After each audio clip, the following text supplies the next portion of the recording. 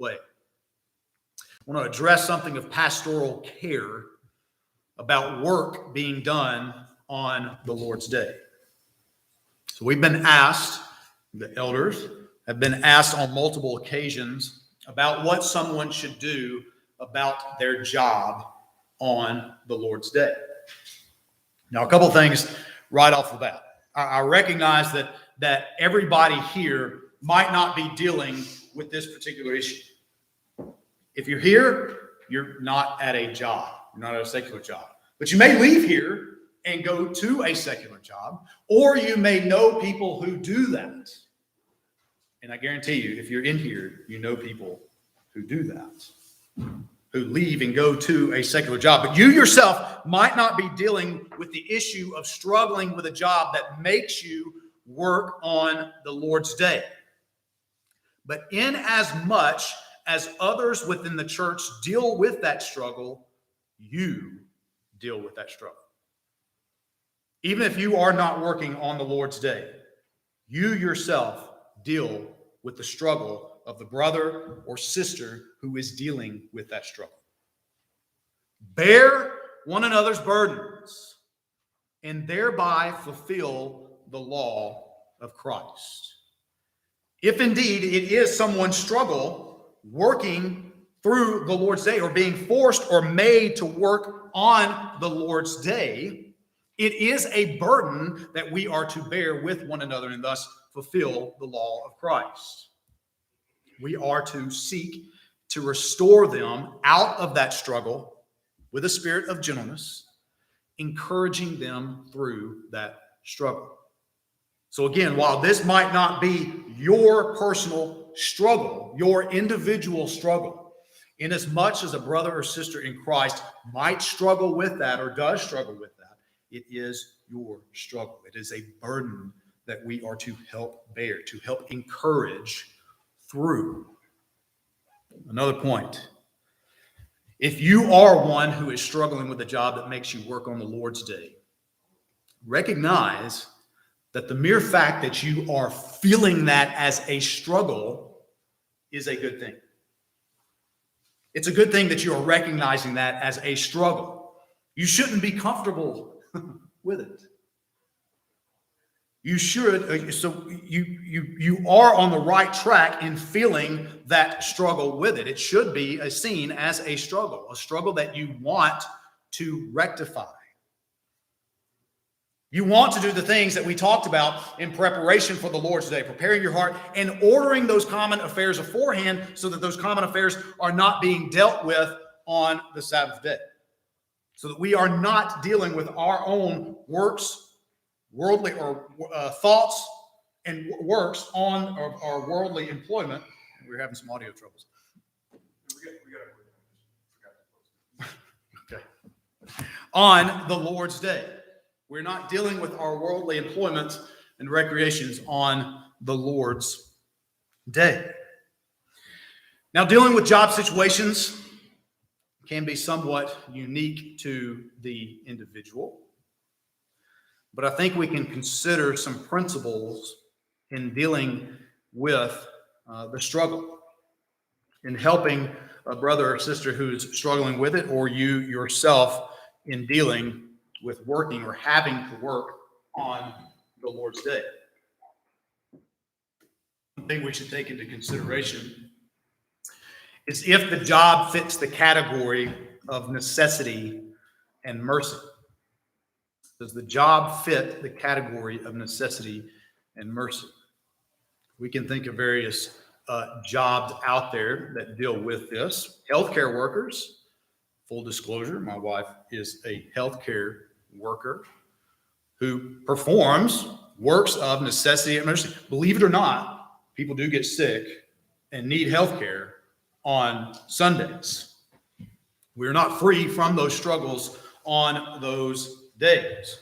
So healthcare workers, police officers, people to keep order in civil governments, firefighters. If your house catches fire on Sunday, you will want somebody to come and put that fire out for you. It is a work of necessity and mercy. Those can be fit into those categories. But even these, if you are in that field, or if you ever enter into that field or know someone entering into that field, you might encourage them, or you yourself might want to see about having others fill that position on Sundays.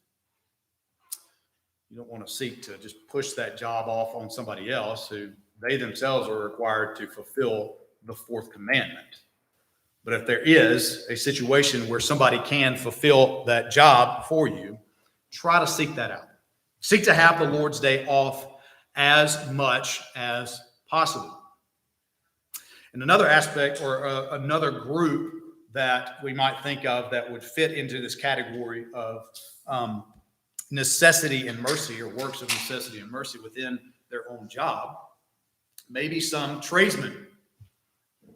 Some tradesmen may have to deal with emergency situations as well. If you have a pipe burst in your house, you might want a plumber to come and take care of that for you, even if it's on a Sunday. If you have a electrical fire, or you need electrical work to turn your power back on a Sunday, you may need that happen. Or maybe if you can bear it, you can last through the day and have it happen later on. But if you're elderly and need that to happen, or somebody is elderly and needs that to happen, a tradesman could step up and perform that work of necessity and mercy. But even in that, even in those things, and you can think of others as well, some things we might consider in those roles.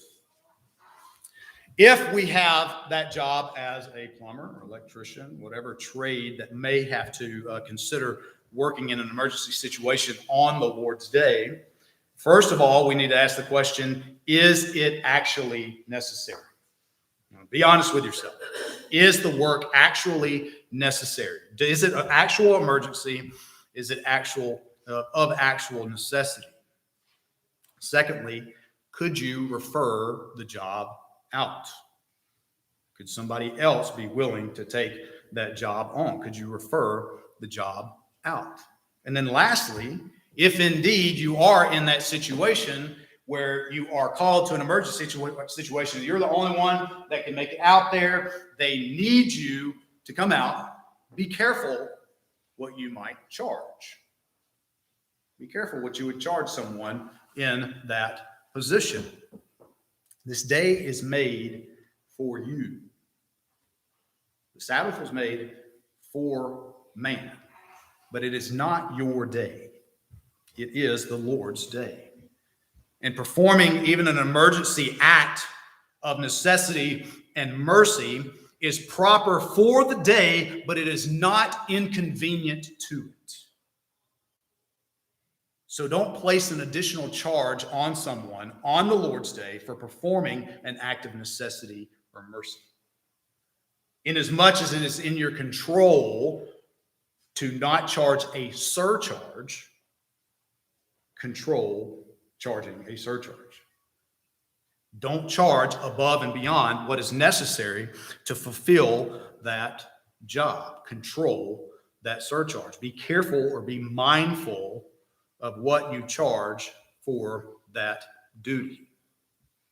But beyond jobs of necessity and mercy on the Lord's day, we deal with just regular everyday jobs.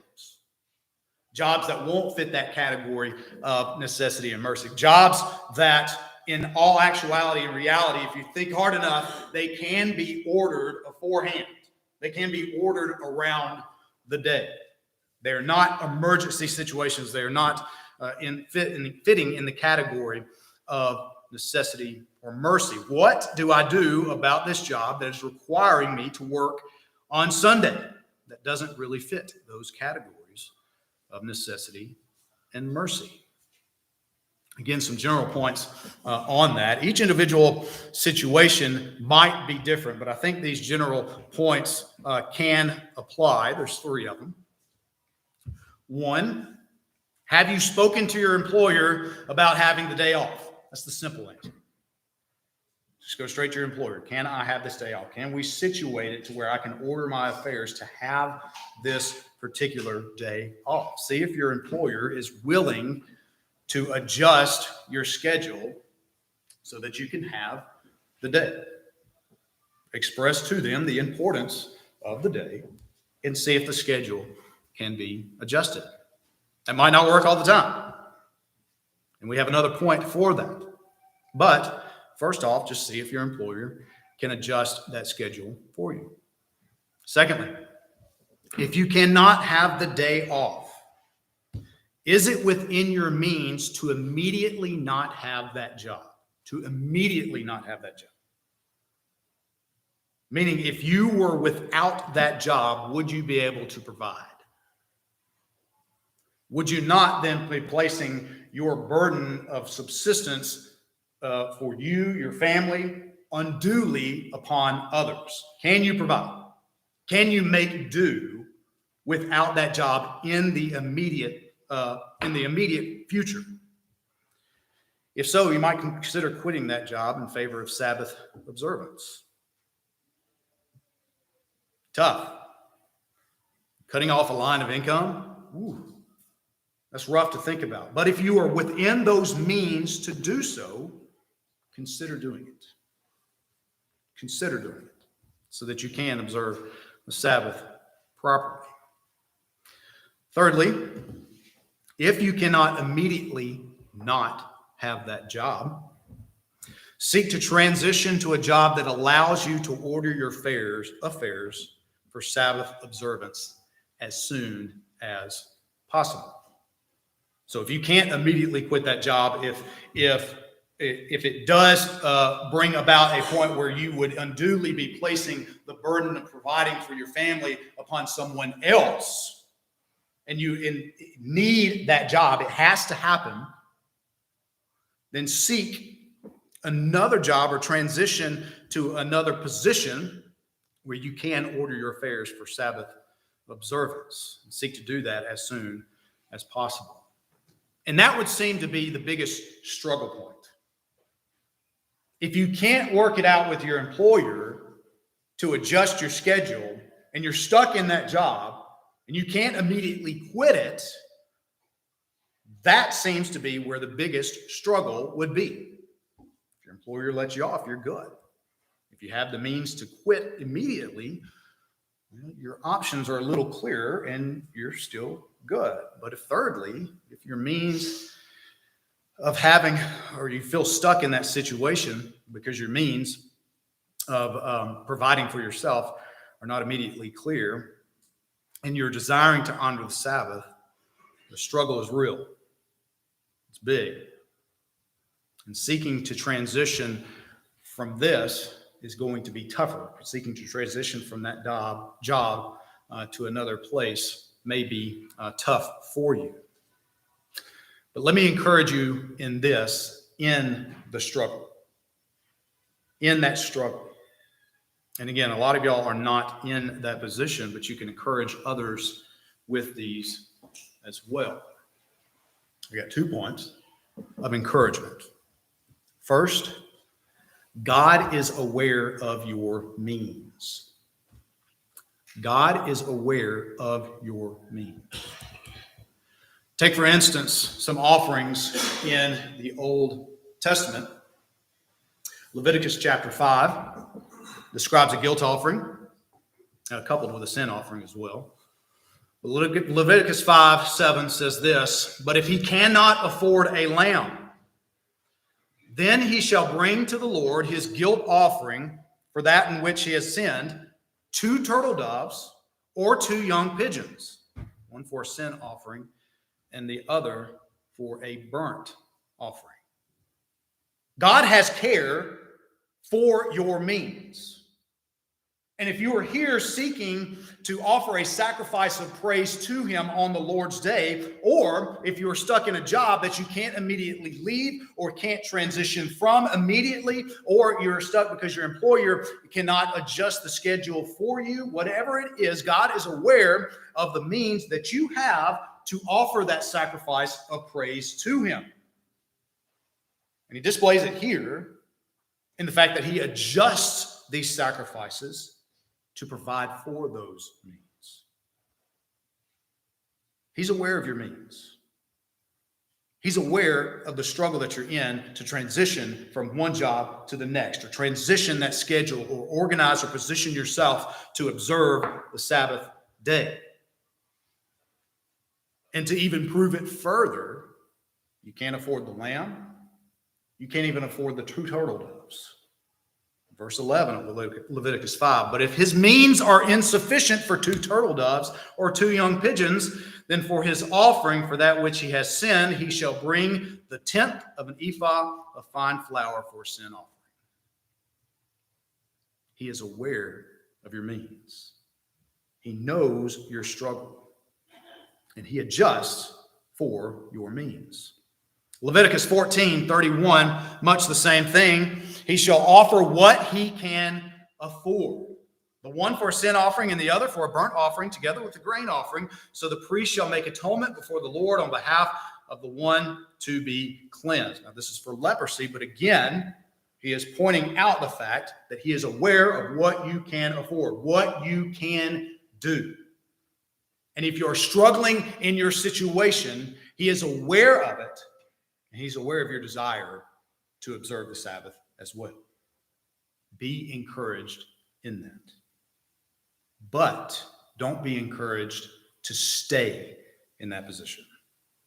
Because the second point of encouragement is the very same thing. God is aware of your means. If you have the means to bring a lamb, and you bring 2 turtle doves, your sacrifice is not acceptable. If you have the means to bring 2 turtle doves and you bring 1/10 of an ephah of flour, your sacrifice is not acceptable. If you have the means to be out of that job in order to observe the Sabbath day properly, and you do not or refuse to take advantage of it, your sacrifice of praise is not acceptable. God is aware of your means. Take courage in that, but act upon it. Seek to serve him well. Seek to offer a sacrifice of praise that is pleasing to him. So a pure and honest assessment of your work situation is very much needed. So encourage others in that. Be encouraged yourselves in that. Again, those are general principles to follow, but I think those are helpful principles to consider in your encouragement of others and encouragement of yourself as well. Next week, we will likely hit on points 4 and 5 that we find in the confession of public worship, public and private worship, and then works of necessity and mercy. We'll likely spend the majority of our portion on acts of mercy and necessity. But also, I want to point out in public and private worship, I want to spend some time on the fellowship of the saints in that, because the rest of the chapter, we've already dealt with public and private aspects of our worship, even dealing with family worship. But we haven't talked about fellowship of the saints and how that fits in with that as well. So with that, do we have any questions or comments or other words of encouragement for others dealing with a similar situation with their job?